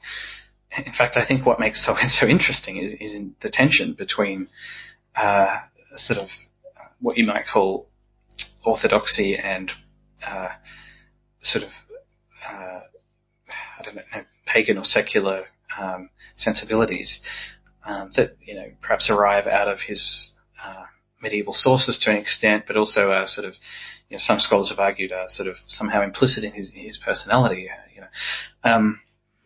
So yeah, no, I think I agree with that. I think we have we've exhausted that topic. That's may I jump in here with just a quick example for sure, go ahead. Like so even if we just look at something like the fall of Melkor, I think it has more to do with the sort of the fall of Lucifer in Milton's Paradise Lost, which is really not orthodox. It really has more to do, just going back levels. It has, I think, more to do with Shakespeare. With someone like Iago's envy at being passed over by his lord Othello for Cassio.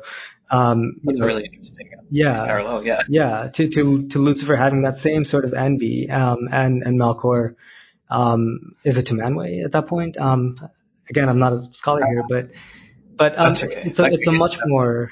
Sorry. I guess at that point it would be sort of like Iluvatar, sort of, sure, aka God. yeah. I really need to brush up on that, but I think it's the same impulse. It's a very humanistic theology. If it is a sort of theology, it's not orthodox at all. It has much more to do with Shakespeare than it does with the Old Testament. And that tension is there throughout, and I find that really, really interesting. And that's why, like you said, the sort of approach that's sort of more paganistic, it doesn't jar with me at all. Like I totally am down with that because that's something that's in the text. I think Yeah, that's interesting. So I don't know this, but you don't have to answer. But are you sort of religious at all, or? I'm not. I used to be Hindu when I was growing up, right? Okay. But I've since become a heathen, unbeliever. A heathen. Yeah. Well, me too. Well, I'm going to have to ask you about the Hindu parallels now. I'll have to think about those. Maybe there are. Yeah. I don't know if Tolkien was. But look, he was educated. He probably was familiar to some extent with. I don't know, the Mahabharata or something. I don't know. Sure. I'm not sure if that. I think that would be a really interesting episode. I'll have to sort of think about it and do some research. But we could do that. Yeah. Or even sometimes it's fruitful to think not about like influence, but just about more general parallelism or differences, because often that can, between texts, between authors and traditions, because often that can illuminate certain things. Yeah. But yeah, that's interesting. Yeah, I mean, I am also non-religious, and so I tend to just naturally approach Tolkien like that. I don't. But now being a sort of a fan, I guess it's interesting. Not just a fan, but someone who is, I suppose, who reads the literature on the books and on the stories. Yeah, it's interesting to think about that issue, and certainly I think it's a fairly central one because, if for no other reason than because I think it really has bearing on how you take what you take Tolkien to be saying, and what you take his work to be saying. Sure. Yeah. So, but yeah, that's a whole can of worms. Yeah. Obviously, that whole topic is just, I just wanted to sort of bring it up, just to introduce it and to think in a preliminary way about it. But there are many issues that, and also just to, again, to use this podcast as a platform to air my own grievances, which, no doubt I'll do. That's the only reason to start a podcast, man. Look, this is really what I wanted to do. All these people that annoy me, and I just want to, hopefully it will not degenerate into that. But no, I was just going to say that, there are sort of, I don't know, there's a lot of good Tolkien scholarship that's being done, or scholarship on Tolkien, I should say. But a lot of it's in papers and things, as you might imagine. But a lot of the more popular level Tolkien scholarship stuff, like for example the Tolkien Professor stuff. I don't know if you ever come across his stuff. He does a lot of interesting. Well, I don't know. He does a lot of podcasts and read-throughs of Lord of the Rings and stuff. But he's more or less approaches the text from a very sort of I don't want to be too mean, but more or less staid perspective. It's almost he approaches the text as a kind of unambiguous. Again, as I was relating back to the metafiction discussion, as a kind of unambiguous record of events. This is a novel that has certain themes. And as I say, that's a fine way to. I don't want to cast aspersions on anyone for approaching the text like that. I think that's perfectly valuable. But I think once you've been a scholar for a while, I think it behooves you to think about other perspectives. And what frustrates me about a lot of that sort of I don't know Tolkien scholarship that really interfaces with the public with public readers, which I think is good to do, is that it doesn't really challenge the text or think about the text in challenging ways. It thinks about them in a fairly, again, religiously orthodox way. There's always the Christian interpretation is always at the center. For example, this concept of eucatastrophe, which is, I don't know, have you heard of that? No, what is that? So this is Tolkien's own concept, developed in an essay he wrote and then delivered in the 30s, I think. And it's this idea of a good catastrophe, a eucatastrophe. So when the eagles arrive and save everyone, this is the eucatastrophe, the good catastrophe. So in other words, it's this sort of slightly unexpected event that's can't be counted on to occur, but sort of in a theological sense, somehow points to hope. Points to sort of the sense of providential hope beyond the ends of the world, beyond sort of evil and suffering. And many people take that to be the sort of central idea of the Lord of the Rings, that the world is actually kind of ultimately we can hope that God will come and save us. I mean, I find this a sort of constraining and sort of boring reading of the Lord of the Rings. I think it's a little bit more complicated than that, but because Tolkien himself proposed this idea, not directly in relation to Lord of the Rings, but in relation to fairy stories more generally, people use it as a kind of tool to interpret his own work and say, well, this is how we should. So, for example, this Tolkien Professor podcast, will often return to this theme, this idea of eucatastrophe, but it's never challenged, it's never thought about in a complex way. It's always just sort of, well, that's it. There's the eucatastrophe. There's God intervening in the world again. Like it's just, yeah. I don't know. Myself, I find it a very what's the word I'm looking for? It's sort of it's constraining and kind of I can't think of the word I'm trying to. It's on the tip of my tongue, But yeah, sort of. I mean, it seems like it could be wrong. Yeah, I don't want to be so bold. I mean, I'm not a scholar, so I can't. Who am I to just say that? But that doesn't even seem. Fine. It doesn't even seem. Not only does it seem constraining, but it seems like a misreading. It's like you said. It seems. In certain places it is. Yeah. Yeah, like like you were saying, the main thrust of the whole thing is nostalgia and fading. It doesn't strike me as right to sort of view it as a sort of build up towards this eucatastrophe and there it is. That's providence. That doesn't strike me as authentic. Certainly, I think.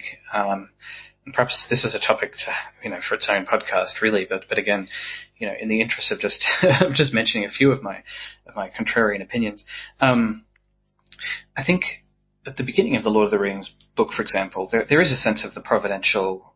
Gandalf sort of says, the quote is in the movie. Gandalf says to Frodo, you were meant to have the ring. There's a sense of sort of cozy meaningfulness that's somehow imbued into the whole thing. And then again at the Council of Elrond, Elrond says, it seems to me that you're appointed to have the ring. And again, there's this sense of sort of cozy, it's kind of the opposite of Lovecraft, right? This cosmic indifferent horror. It's kind of this cozy sort of sense of, right, I'm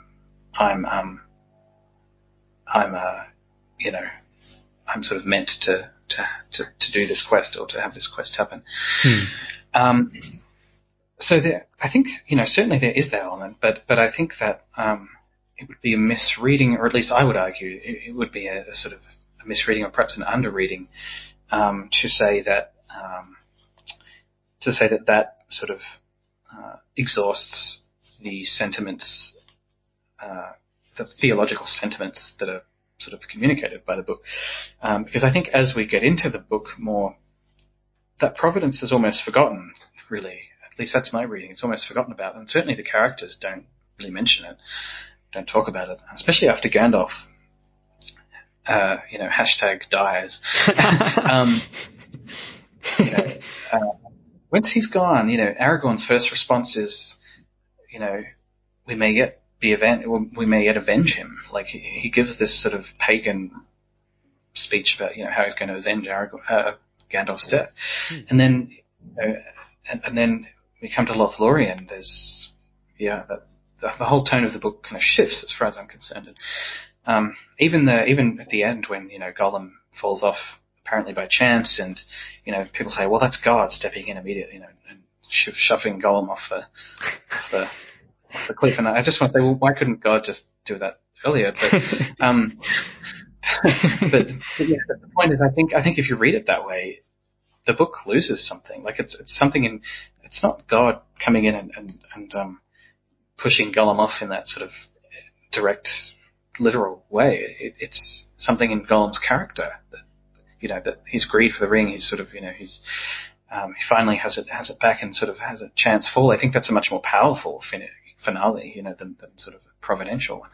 Mm-hmm. And so I think, as in a lot of Tolkien's writings, I think there's a kind of subtle, I don't want to say clash, but there's a subtle, uncertainty as to the nature of fate and providence. And certainly some characters seem to believe in it, like Gandalf perhaps is the most sort of orthodox character in that sense, and Elrond to an extent. But other characters never, Frodo and Sam don't really, especially Frodo does not have that sense of providential authority. He feels like he's alone most of the time. So I think despite what Gandalf says, he says, you were meant to have the ring, and Frodo's response is, well, he says that may be an encouraging thought. And the film, the dialogue ends there, but in the book, Frodo says, well, it's not. Very bluntly, it's not an encouraging thought. So there's a slightly different tenor to the conversation in the book. It's not Gandalf giving advice. It's Frodo being kind of annoyed and saying, no, I don't want this to happen to me, And whether or not it's, if it's providential, well, that's not actually all that encouraging to me, Yeah. That means you really can't get out of it. Yeah, exactly. Yeah. Exactly. Yeah, that's right. I'll end my rant there, but the point is, I don't know. I don't know what the point is that I was trying to make, but I suppose it's that, I think it's a little simplistic to just focus on this one element and then extrapolate that to every instance of chance or luck that occurs and say, well, this is how God is working through the characters.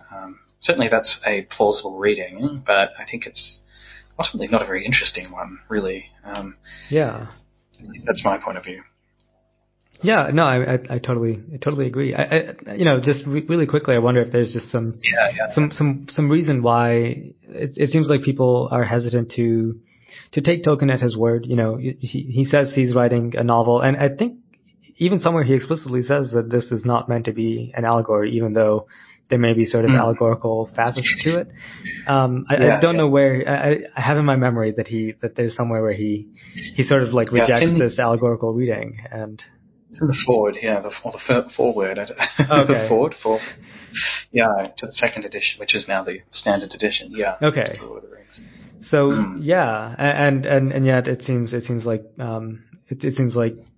there's a sort of great hesitancy to read him as a novelist. With all the ambiguities that entails.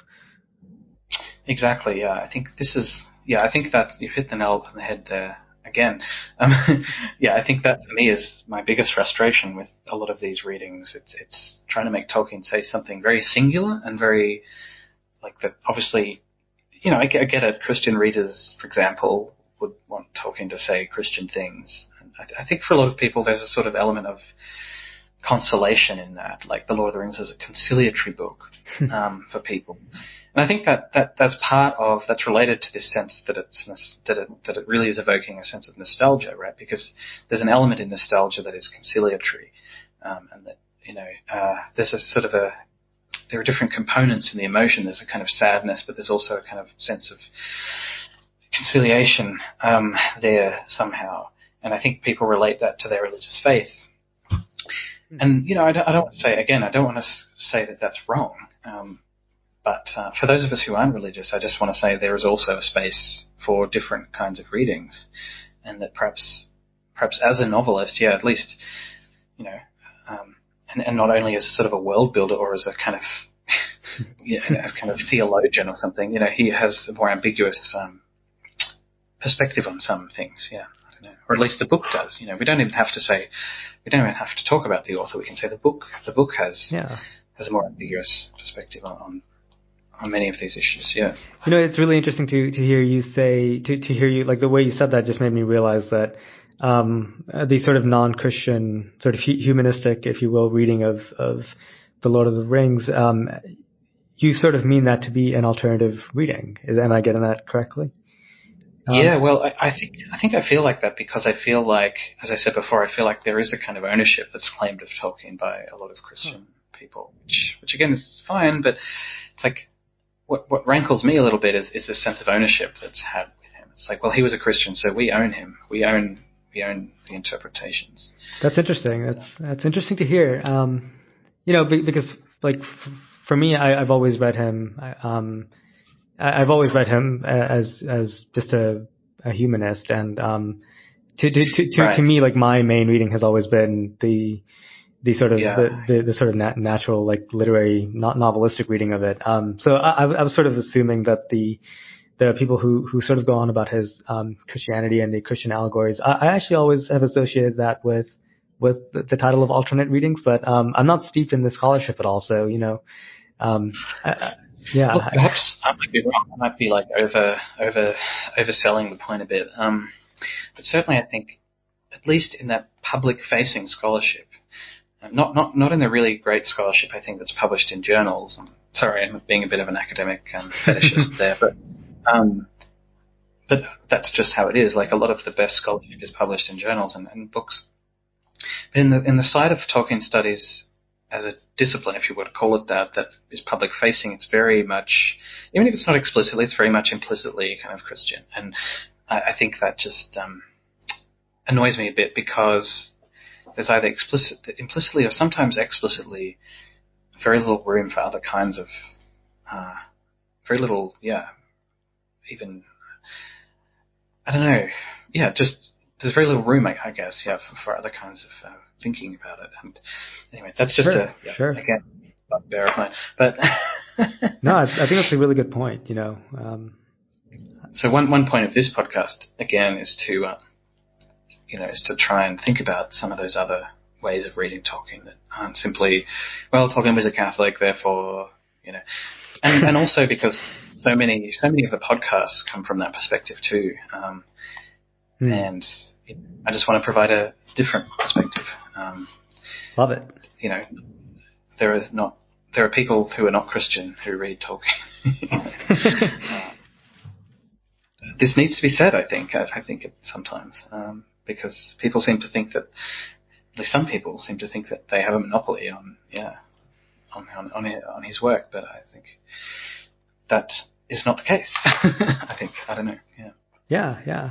It kind of gets to the heart of a sort of problem in the sort of culture war space, which is always a little bit annoying, where one side sort of says like, oh, this is just a sort of white colonial Christian work or whatever, I don't know, and then but then on the other side, the defenders sort of try to say that there is some sort of Christian moralistic virtue to this thing, and I think both sides get it wrong, and they do it the whole thing a disservice. It is I think it's best treated as a novel, and like I can't say it any better than you did. There are people who aren't Christian who read the Lord of the Rings too, and we deserve a podcast. Well, we do. So far, I don't know any others. Yeah, this is the only one. So, as far as I can tell. Absolutely. So I think, we've been talking for 2 hours, which has been great. So I think we'll wrap it up. I think that gives a taste of sort of the sorts of things we want to talk about. And as I say, we'll obviously go into more depth on many of these topics in the future. And, again, I want to reiterate that this is not going to be a film bashing podcast. Hopefully, I don't want to bash too many people, but I also do want to have a space to criticize things that I don't agree with. So I think that's important to think about as well. So if people want a podcast that just makes them feel really good, like validated constantly, I don't know. Maybe that's not this one. I don't know. But having said that, of course, I want to interview different sorts of people and different perspectives, and allow a variety of perspectives. Hopefully, as time goes on, to have in both interviews and in other in our other discussions. So hopefully that's not too negative, and hopefully it's interesting and food for thought. So I guess, were there any final thoughts you had that you might want to note before I leave you for the night and I have a late lunch? Not really. No. I mean, thanks for having me. It's always a pleasure to talk about Lord of the Rings. I can't remember if I've ever sat down and talked about Tolkien for 2 hours, so this is a real treat. And awesome. Yeah. Thanks for coming on. Of course. And that's awesome. So all right. We'll leave it there. And as I say, a lot of those topics, are worthy of discussing again and again. So hopefully, as I said, I will have a couple of new episodes out. If they're not out by the time that this comes out, they'll be out very soon. Interview sort of episodes and things. And I don't know what the discussion will be for next time, but I'm sure it'll be interesting. So thank you very much, and we'll chat later, and have a good week. And whoever's listening, I hope you have a good week as well. Take it easy, guys.